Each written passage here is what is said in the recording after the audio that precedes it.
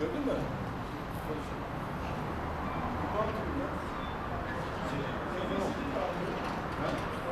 Adalet Bakanlığı Ceza İşleri Genel Müdürlüğü Mağdur Hakları Daire Başkanlığı 3 Nisan 2017 yılında faaliyete geçirmiş olduğu adli görüşme odaları, kısaca biz AGO odaları dediğimiz alanların Siirt ilinde de kurulmasından dolayı tanıtım toplantısını gerçekleştiriyoruz.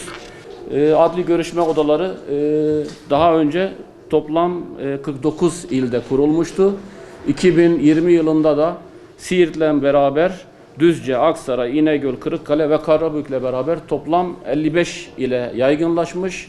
2017 yılından beri 14.000'i aşkın bir görüşme gerçekleştirmiştir. İnşallah bizim de 26.2 tarihinden itibaren yürürlüğe girdi.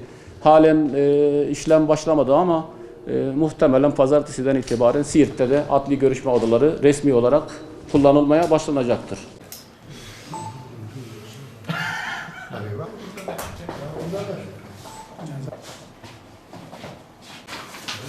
Bunu da söyleyeyim.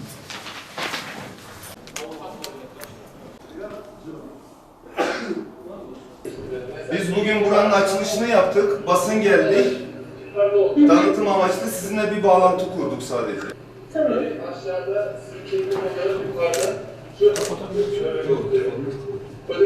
Dediğim gibi burada karşı tarafta alınan ifadeler bağlantıyı kursana yan tarafına. Başka ikinci bir ille bağlanırsa bile siz farz edin ki Ankara'yla zaten bağlantı kurmuş olalım. Burada hem hem ifadenin alındığı yer gözlem altında ayrıca sisteme de kaydedilmektedir. Arkadaşlar siz de buyurun.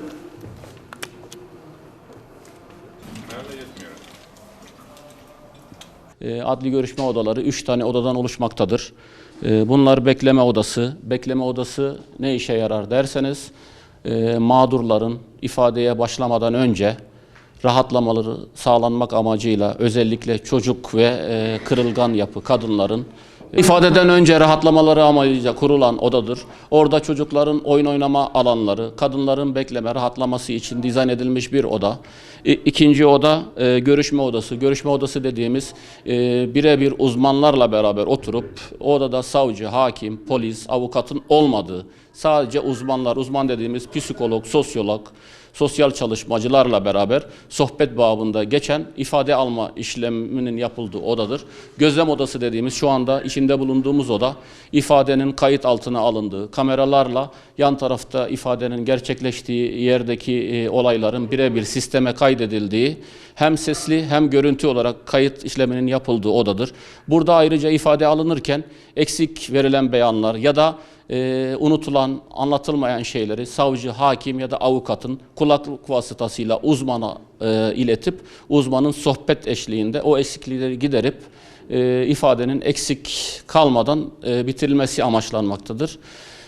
2017 yılında kuruldu dediğimiz bu sistem daha önce 49 ilde faaliyete geçirilmişti.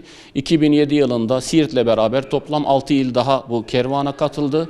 Şu anda 55 tane il adli görüşme odasını faal bir şekilde kullanmaktadır.